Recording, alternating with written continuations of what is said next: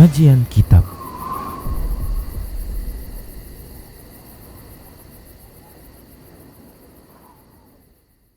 Bismillah, assalamualaikum warahmatullahi wabarakatuh. Innal hamdalillah nahmaduhu wa nasta'inuhu wa nastaghfiruh wa na'udzu billahi min shururi anfusina wa min sayyiati a'malina. May yahdihillahu fala mudilla lahu wa may yudlilhu fala hadiya lahu. Wa asyhadu an la ilaha illallah wahdahu la syarika lahu. Wa asyhadu anna Muhammadan abduhu wa rasuluhu sallallahu alaihi wasallam. Qala Allah tabaraka wa ta'ala, ya ayyuhalladzina amanu taqullaha haqqa tuqatih wa la tamutunna illa wa antum muslimun. Ya ayyuhan nasu taqu rabbakum alladzi khalaqakum min nafsin wahidah wa khalaqa minha zawjaha wa bassa minhuma rijalan katsiran wa nisaa'a wattaqullaha alladzi tasaaluna bihi wal arham innallaha kana 'alaikum raqiba. Ya ayyuhalladzina amanu taqullaha wa qulu qawlan sadida yuslih lakum a'malakum wa yaghfir lakum dhunubakum wa may yuti'illaha wa rasulahu faqad faza fawzan 'azima. Amma ba'd, fa inna asdaqal hadisi kitabullah wa khairal huda huda rasulillah sallallahu alaihi wasallam wa syarral umuri muhdatsatuha wa kullu muhdatsatin bid'ah wa kullu bid'atin dhalalah wa kullu dhalalatin finnar.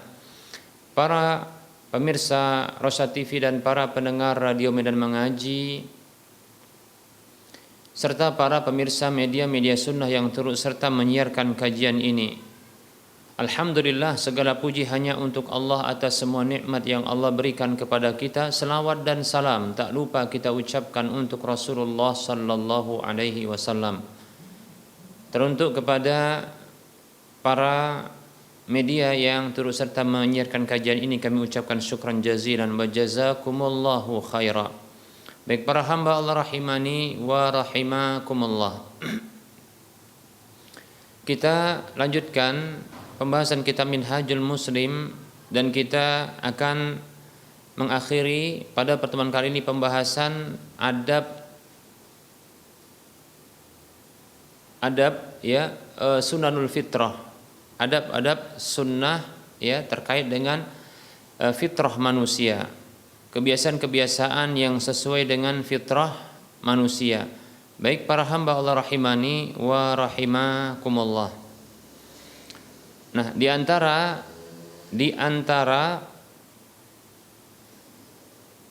adab yang terkait dengan kebiasaan-kebiasaan yang sesuai dengan fitrah manusia adalah natful ibti, yaitu mencabut bulu ketiak. Ya, mencabut bulu ketiak. Baik para hamba Allah rahimani wa rahimakumullah. Mencabut bulu ketiak ini merupakan petunjuk Nabi sallallahu alaihi wasallam, ya. Dan ini terkait dengan kebersihan tentunya. Baik para hamba Allah rahimani wa rahimakumullah. Maka selayaknya seorang mukmin ya, dia melakukannya, karena ini terkait dengan kebersihan. Lebih-lebih adalah kebersihan yang terkait dengan ya ketiaknya.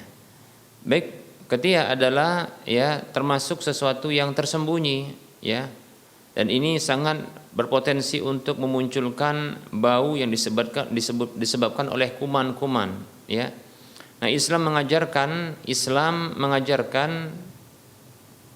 sekitar 14 abad yang lalu atau ya lebih dari 14 abad bagaimana cara ya peduli dengan kebersihan diri. Ya, di antaranya adalah ya kebersihan dari ya ketiak. Yang ini sangat potensi untuk memunculkan ya penyakit. Setidaknya adalah bau ya yang mengganggu orang sekitar.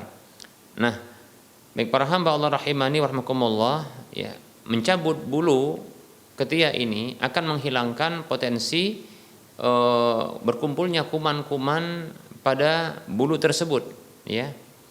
Kuman-kuman pada bulu tersebut, ya. Dengan dicabutnya bulu maka akan, ya, terhindar berkumpulnya kuman-kuman yang ada pada bulu ketiak tersebut. Demikian. Baik, ya. Nah, ini tentunya bisa berpotensi untuk memunculkan bau, demikian, ya. Bahkan bisa juga menyebabkan, ya, penyakit kulit, ya. Setidaknya pada kulit ketiak tersebut. Baik para hamba Allah rahimani wa rahimakumullah. Maka dianjurkan, ya, dianjurkan untuk dicabut. Dianjurkan untuk dicabut, ya. Baik para hamba Allah rahimani wa rahimakumullah. Hanya saja barangkali bagi sebahagian orang yang tidak siap, ya, dengan dicabutnya bulu ketiak tersebut, ya, maka bisa juga menggunakan, ya, alat cukur. Namun memang kerja tidak maksimal, ya, tidak maksimal. Maka dengan mencabut, ya, walaupun barangkali di awal ini agak sedikit mungkin sakit di awal-awal, namun insyaallah taala berikutnya ini akan menjadi hal yang biasa insyaallah taala. Bisa juga menggunakan barangkali lotion atau kita katakan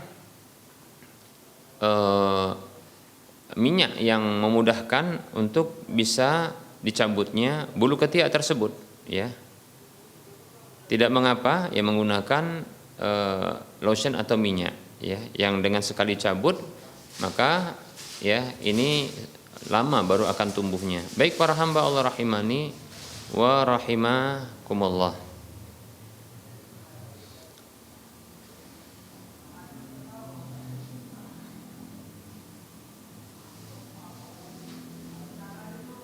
Berikutnya para hamba Allah rahimani wa rahimakumullah, ya, adalah taklimul adhafir, yaitu memotong kuku. Ya, memotong kuku para hamba Allah rahimani wa rahimakumullah ini juga termasuk yang disyariatkan.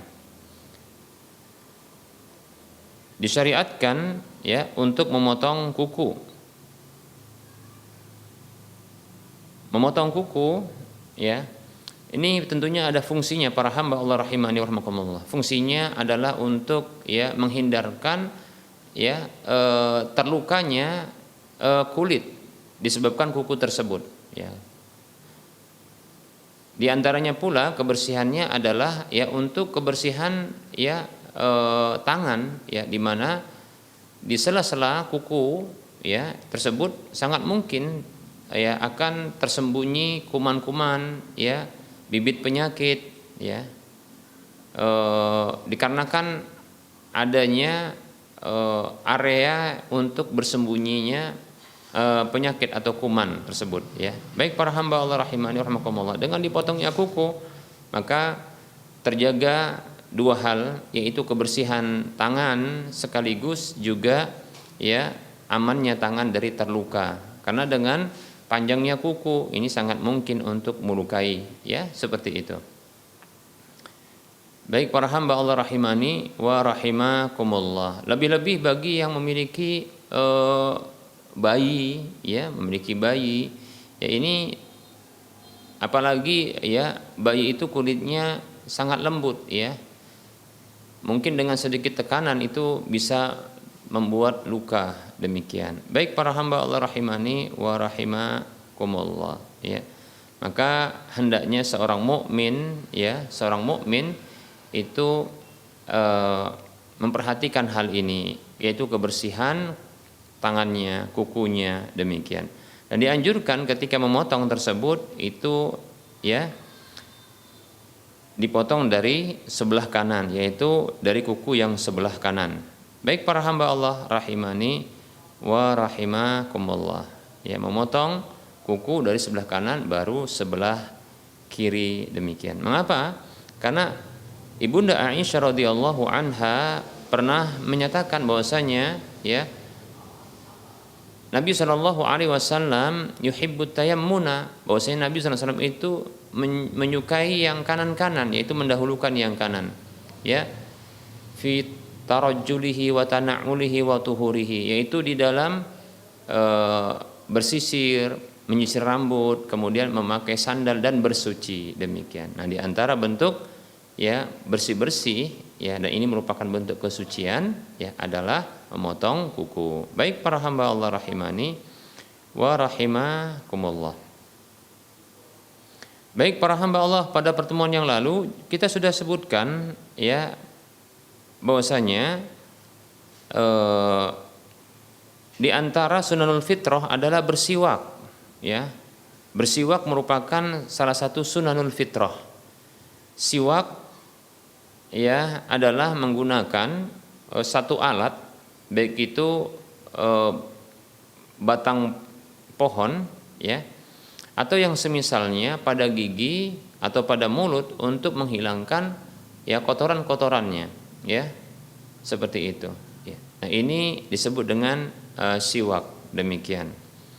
Baik para hamba Allah rahimani warahmatullah, bersiwak itu dianjurkan di setiap keadaan ya, berdasarkan hadis ya Aisyah radhiyallahu anha, anna Nabiy sallallahu alaihi wasallam qala as-siwaku matharatun lil fammi mardatun lirabbi.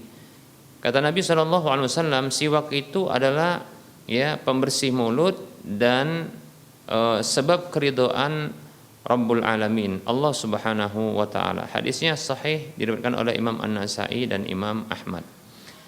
Nah, ini dianjurkan untuk bersiwak di setiap waktu, hanya saja ya ditegaskan dan ditekankan untuk bersiwak di waktu-waktu berikut ini. Yang pertama adalah ketika berwudu, ya dianjurkan untuk bersiwak ketika berwudu. Dalam hadis yang diriwayatkan oleh Imam Ahmad dalam musnadnya dari sahabat Abu Hurairah radhiyallahu anhu, Nabi sallallahu alaihi wasallam bersabda, "Laula an asyqa ala ummati la amartuhum bisiwaki ma'a al-wudu'i." Ma'al wudu'i. Kata Nabi sallallahu alaihi wasallam, andaikan tidak memberatkan atas umatku, pastilah aku akan perintahkan mereka untuk bersiwak bersamaan dengan wudu, demikian. Ya, seperti itu. Jadi dianjurkan bersiwak ketika berwudu. Baik, kemudian para hamba Allah rahimani warahmatullah, ketika sholat ya, ketika hendak sholat dianjurkan untuk bersiwak ya, berdasarkan hadis yang dikeluarkan oleh Imam Bukhari dan Imam Muslim dari sahabat Abu Hurairah radhiyallahu anhu juga, Nabi sallallahu alaihi wasallam bersabda, "Laula an asyqa ala ummati la amartuhum bisiwaki 'inda kulli salatin." Nah, ini ketika hendak sholat ya. Nabi Shallallahu Alaihi Wasallam bersabda yang artinya, andaikan tidak memberatkan umatku, ya pastilah aku perintahkan mereka untuk bersiwak di sisi setiap sholat. Maksudnya ketika hendak sholat. Demikian para hamba Allah rahimani wa rahimakumullah.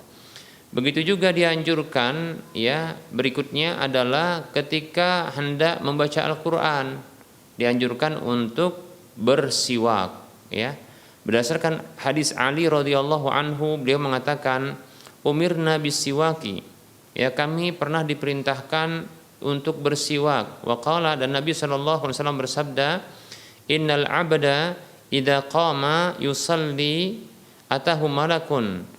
Sesungguhnya seorang hamba apabila dia berdiri salat, ya satu malaikat mendatanginya. Faqama khalfahu yastami'ul qur'ana wa yadnu. Maka malaikat tersebut berdiri di belakangnya mendengarkan Al-Quran dan dia mendekat. Fala yazalu yastami'u wa yadnu, dan senantiasa dia mendengar dan mendekat.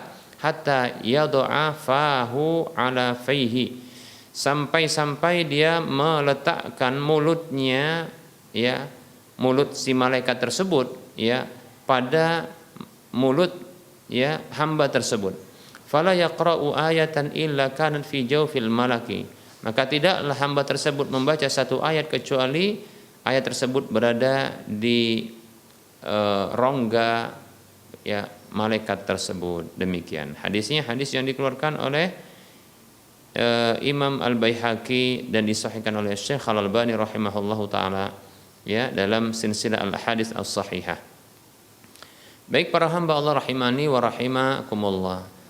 Begitu juga dianjurkan untuk bersiwak, ya, bersiwak ketika masuk rumah, ya, bersiwak ketika masuk rumah.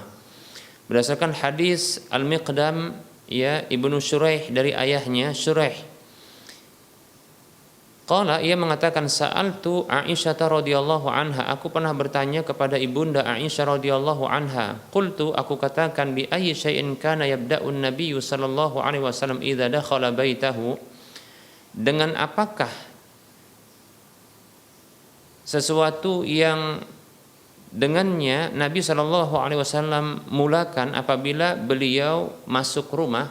Kira-kira apa yang pertama dilakukan Nabi sallallahu alaihi wasallam ketika beliau masuk rumah? Qalat, ibunda Aisyah radhiyallahu anha mengatakan, ya, bisiwak, yaitu bersiwak, demikian. Ya, nah ini demikian para hamba Allah rahimani wa rahimakumullah. Jadi bersiwak ini ternyata petunjuk Nabi SAW ketika hendak masuk, ya, rumah, ya. Ini menunjukkan begitu perhatiannya Nabi SAW dengan penampilan agar beliau tidak mengganggu ya, istri-istrinya dengan bau mulut beliau, demikian. Masya Allah, ya, ini luar biasa, ini adab beliau terhadap para istri, ya, supaya tidak, ya, tercium aroma yang tidak sedap dari mulut sendiri. Masya Allah. Padahal kalaupun tak bersiwak Rasulullah itu belum tentu juga bau, kan begitu, ya. Kalau kita mah, ya, siwakan pun kadang masih bau, ya. Nah, ini luar biasa ini Rasulullah. Sebenarnya yang dilakukan Rasulullah ini sebagai petunjuk, ya, agar diikuti oleh umatnya. Demikian para hamba Allah rahimani wa rahimakumullah. Jadi masuk rumah siwakan, ya, pastikan mulutnya bersih, ya. Ya, jangan sampai itu istri sampai ngomong gini, komentar sama suami, "Bang, cemberutmu lebih baik daripada senyummu dan ketawamu." Kenapa? Kuning semua giginya. Ya, coba bayangkan kalau seandainya ternyata cabai hijau sama cabai merah itu ketemu di gigi sebelahan itu, ya. Nah, kumannya ketemu itu, ya. Masya Allah. Jadi itu cabai hari yang kemarin dengan hari lusa yang lalu, Masya Allah, ya. Itu, ya, sedih banget seperti itu, ya. Tersiksa istri kita sebab hal itu. Maka, ya, rajin-rajin kita, ya, membersihkan gigi dan mulut kita. Baik, para hamba Allah rahimani wa rahimakumullah. Berikutnya, ya, dianjurkan untuk bersiwak, membersihkan mulut dan gigi itu ketika bangun malam untuk sholat malam. Berdasarkan hadis Hudzaifah radhiyallahu anhu, beliau mengatakan, kana Rasulullah sallallahu alaihi wasallam idza qama liyatahajjada yashusu fahu bisiwaki, ya. Dahulu Rasulullah sallallahu alaihi wasallam apabila beliau berdiri salat untuk salat tahajud, beliau itu menggosokkan, ya, pada mulut beliau dengan siwak, yaitu menekan, ya, supaya bersih. Karena memang bangun tidur itu membuat aroma mulut itu berubah, demikian, ya. Aroma mulut itu berubah, demikian, ya. Baik para hamba Allah rahimani wa rahimakumullah. Nah, bersiwak itu dianjurkan menggunakan kayu siwak, ya, kayu siwak yang disebut dengan kayu arok, ya. Kayu arok, ya. Ya, kayu siwak yang kita kenal yang biasa dijual, ya, demikian. Dia berupa batangan, ya, kayu batangan, ya, disebut dengan miswak atau siwak. Baik, ya. Nah, para hamba Allah rahimani wa rahimakumullah. Kalau tidak ada, ya, tidak mengapa untuk menggunakan, ya, alat-alat yang bisa membersihkan gigi dan mulut, ya, seperti contohnya sikat gigi ditambah dengan pasta giginya, atau contohnya seperti cairan yang bisa dikumur-kumurkan ke mulut, ya, yang bisa menghilangkan aroma, juga bisa menghilangkan kotoran-kotoran gigi bekas makanan, ya, seperti itu dengan cara dikumur-kumurkan. Nah, seperti itu, ya. Namun walaupun kita katakan yang lebih baik adalah siwak ini, itu lebih utama karena ini yang dicontohkan oleh Nabi Shallallahu Alaihi Wasallam. Namun tidak mengapa, ya, bila tidak ada atau belum dapat, ya kayu siwak tersebut. Demikian. Ya terkadang ya dengan alat-alat teknologi saat ini ya semisal kayu seperti sikat gigi dan pasta gigi beserta dengan cairan kumur-kumur untuk pembersih gigi. Nah, ini terkadang lebih cepat hasil yang didapatkan. Nah, seperti itu. Terkadang cepat hasil yang didapatkan. Baik para hamba Allah rahimani wa rahimakumullah.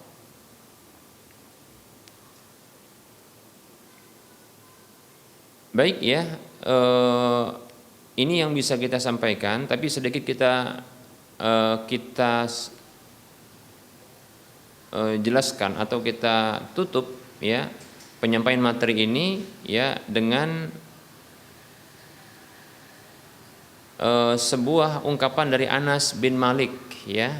Anas bin Malik, dalam hadis Anas bin Malik radhiyallahu anhu, beliau mengatakan, waqita lana fi qasis syaribi wa taqlimil adfari wa natfil ibti wal halqil anati alla tutraka aksara min arba'ina lailatan. Ini disebutkan oleh Imam Muslim dalam kitab sahihnya dan yang lainnya.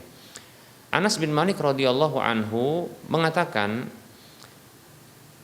diberikan waktu untuk kami, diberikan batasan waktu untuk kami di dalam menggunting kumis, memotong kuku, mencabut bulu ketiak dan mencukur bulu kemaluan, agar tidak dibiarkan itu lebih dari 40 hari. Masya Allah ya. Jadi jangan sampai ya perkara-perkara yang terkait dengan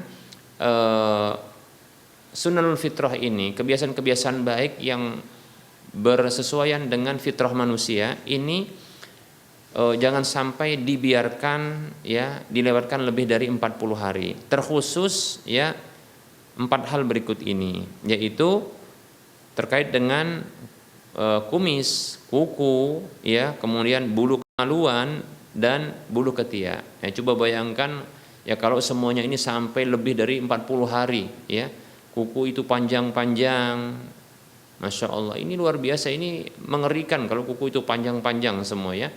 Begitu juga kalau bagi laki-laki kumis yang begitu ya panjang-panjang sampai menutup ya. Jangankan bibir atas, bibir bawah pun sampai ketutup, ya, luar biasa ini. Ya, kalau kita katakan bisa jadi saringan kopi ini kan kalau dia minum, ya.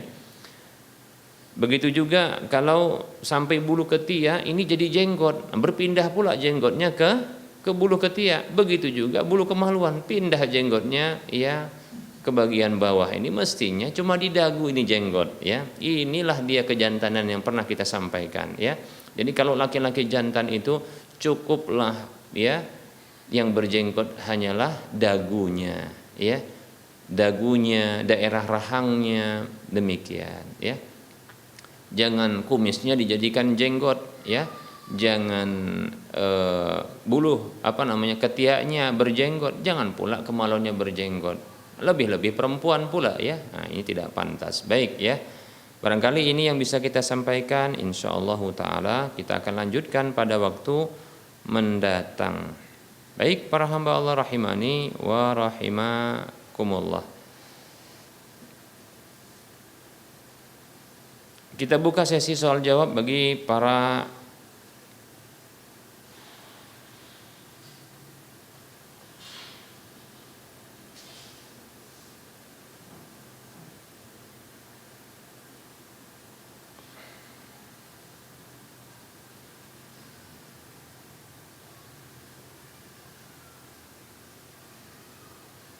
pemirsa, silakan untuk mengajukan pertanyaan.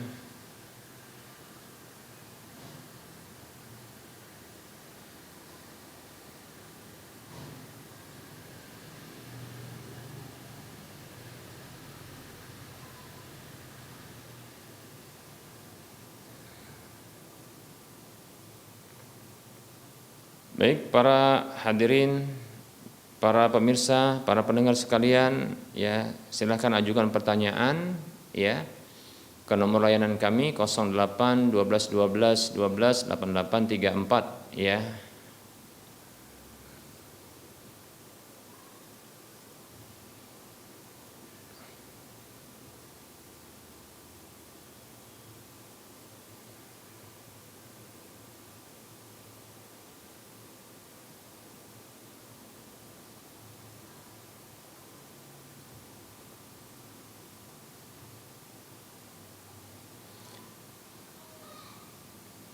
Baik, ini ada pertanyaan terkait dengan jual beli kredit, ya. Jadi ada yang bertanya tentang jual beli kredit. Ketika ada seseorang yang dia tidak memiliki uang yang cukup untuk membeli sebuah barang, misalkan adalah kendaraan yang dimiliki cuma 10 juta begitu, namun tidak mencukupi untuk membeli secara tunai. Lalu ada pihak keluarga yang ingin menambah modal tersebut, ya, untuk menambah modal tersebut, ya, untuk bisa memberikan, ya, kendaraan tersebut, ya. Ya, misalkan adalah kendaraan sepeda motor dengan harga 30 juta. Ya, bagaimana skema akad jual beli yang syar'i agar tidak jatuh kepada riba? Baik, ya. Nah, perlu diketahui bahwasanya ini termasuk jual beli kredit. Jadi tidak perlu, ya, uang yang berjumlah 10 juta itu diserahkan kepada keluarga tersebut. Ya, biarkan saja, ya, keluarga itu, ya, memberikan atau mengeluarkan modalnya untuk, ya, untuk membeli sepeda motor itu. Ya, akad ini bisa juga disebut dengan yang sekarang, ya, untuk fikih kontemporer saat ini disebut dengan al-amru bisyira atau al-wa'du bisyira, yaitu perintah untuk beli dan janji untuk beli. Nah, seperti itu. Baik, ya. Jadi yaitu memerintahkan seseorang yang memiliki modal, ya, untuk membelikan sebuah barang yang diinginkan dengan spesifikasi yang diharapkan atau diinginkan. Nah, kemudian orang yang memiliki modal tersebut, baik keluarga ataupun yang lainnya, itu membelikannya dengan syarat tidak ada penentuan harga atau keuntungan, ya, yang mengikat sifatnya, ya, baik itu dalam bentuk nominal atau dalam bentuk persentase, ya. Nah, sebelum barang itu dimiliki, ya, dibeli oleh orang yang memiliki dana atau modal tersebut, ya, maka haruslah dia membelinya terlebih dahulu. Tidak ada penentuan harga dan tidak ada penentuan keuntungan yang mengikat sifatnya. Baik, kemudian berikutnya adalah pastikan berpindah kepemilikan barang itu terlebih dahulu kepada, ya, orang yang punya modal itu, ya, yang punya uang itu, ya. Pastikan berpindah, ya, kepemilikan barang itu. Ya, kalau sepeda motor berarti dibeli dulu walaupun mungkin belum keluar BPKB-nya, begitu juga barangkali yang lainnya seperti mungkin plat, ya, polisi, nomor polisi dan demikian, ya. Adapun permasalahan nama dari pemilik kendaraan itu tidak masalah, ya, ya, dimiliki atau diberi nama dengan nama orang lain, karena kita dapatkan sekarang, ya, banyak, ya, orang membeli kendaraan, ya, tidak mesti ini uruf kebiasaan, ya, tidak mesti itu adalah namanya, ya, bisa jadi itu nama pemilik sebelumnya. Jadi nama yang terdaftar atau nama yang tertulis di BPKB kendaraan tersebut itu tidak mesti menjadi pemiliknya, demikian, ya, seperti itu. Jadi boleh untuk calon pembeli itu diberikan nama karena tadi dia sudah janji untuk membeli, tapi syarat ini wajib untuk dipenuhi, yaitu pertama tadi sudah kita sebutkan, tidak ada penentuan harga ataupun keuntungan, baik itu secara persentase maupun nominal. Nah, seperti itu. Yang ini tentunya mengikat, ya.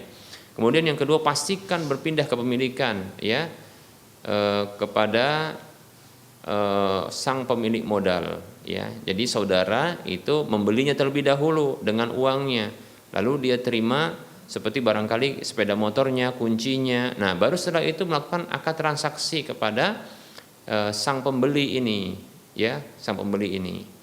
Nah, demikian. Namun tetap saja ya tidak boleh dipaksa untuk membeli kalau seandainya tidak cocok harganya, mungkin terlalu mahal, ya, mungkin terlalu besar harganya, demikian, ya. Maka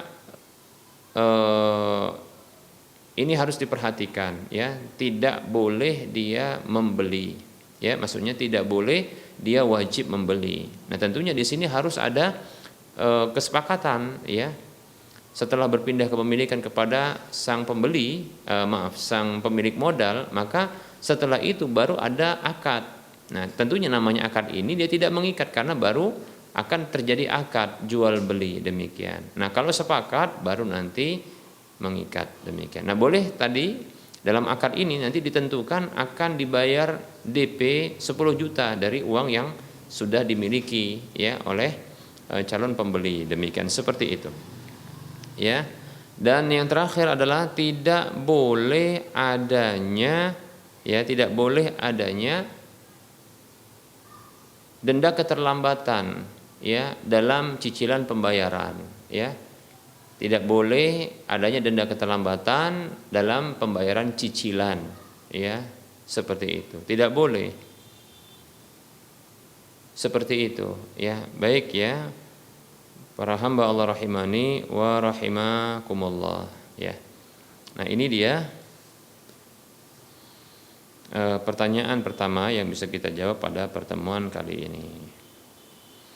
Baik, berikutnya ini ada pertanyaan. Assalamualaikum Ustaz, ana hamba Allah izin bertanya, apakah jika suami tidak mau sholat juga termasuk ke dalam gambaran sifat kita? Karena katanya Allah memberikan jodoh sesuai dengan kriteria masing-masing walaupun kita sholat. Bantu jawab Ustaz, jazakallahu khairan.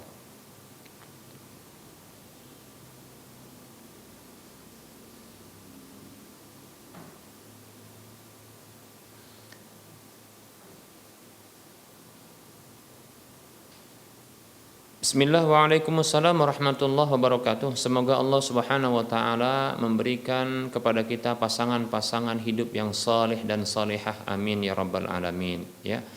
Dan semoga Allah subhanahu wa ta'ala menjadikan kita sebagai hamba-hambanya yang saleh dan salihah pula, ya, lalu memasukkan kita semuanya ke dalam surga tanpa harus, ya, disiksa, amin ya rabbal alamin. Baik,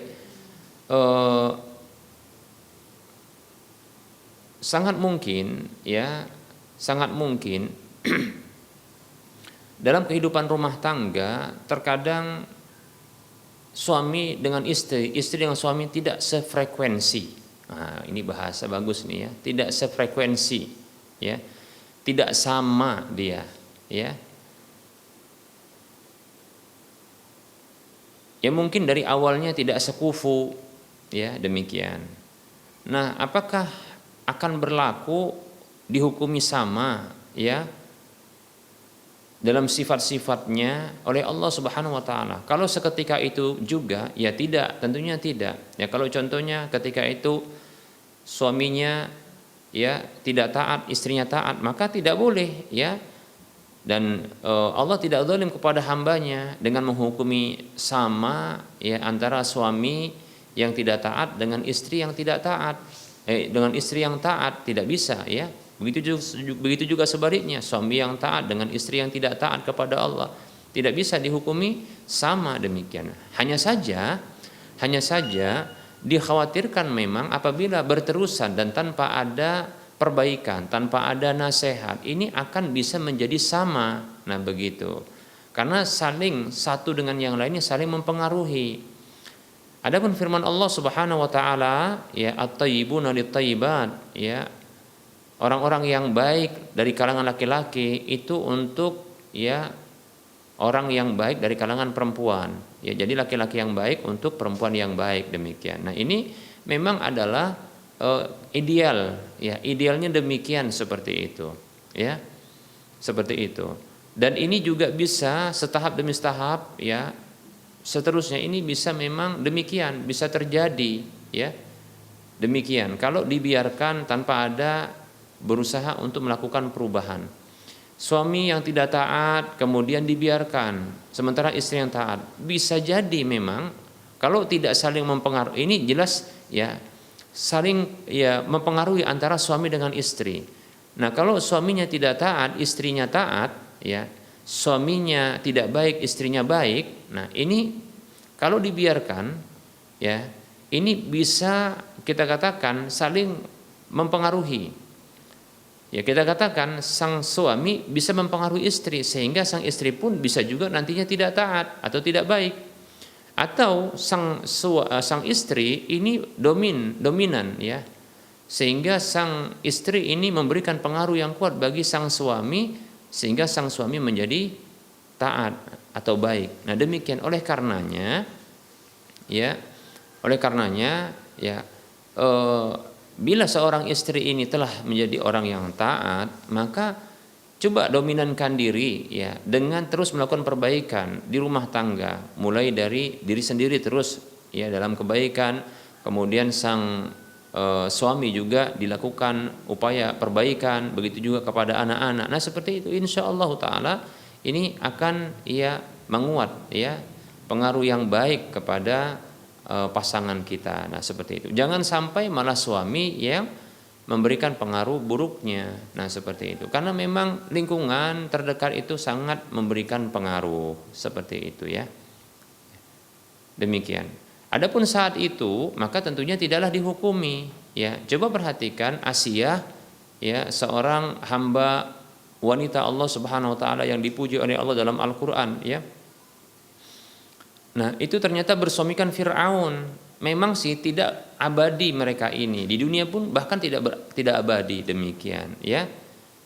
Nah, karena Asiyah dalam keimanan, dalam ketaatan, Fir'aun dalam kekufuran, kekafiran, bahkan pembangkangan. Nah, seperti itu, kemaksiatan, kedurhakaan kepada Allah. Namun mereka tidaklah selamanya bersama dalam kehidupan dunia apalagi akhirat. Nah, seperti itu, ya. Nah, oleh karenanya ya kalau sang suami itu dia dalam kondisi tidak taat, istri dalam kondisi taat, demikian, maka saling berikan pengaruh yang baik ya. Pengaruh ya, sang istri harus memberikan pengaruh yang baik kepada suami sehingga nah ini akan memberikan ya memberikan dampak yang baik kepada suami, lalu dia menjadi taat tapi dengan cara yang baik pula. Jangan sampai suami yang memberikan pengaruh buruknya. Nah, begitu ya. Nah, kalau ini dalam kondisi yang tidak sekufu, tidak sebanding dan tidak sama, bisa-bisa memang ke depan ini akan pecah dan berpisah, bisa jadi. Nah, seperti itu ya. Setidaknya akan berpisah di akhirat begitu ya, kalau tidak di dunia ya. Wallahu taala a'lam.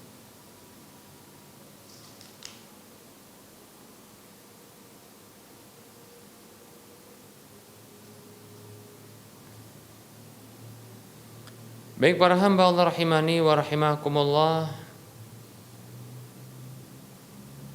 kita cukupkan terlebih dahulu penyampaian materi dan menjawab pertanyaan yang sudah masuk.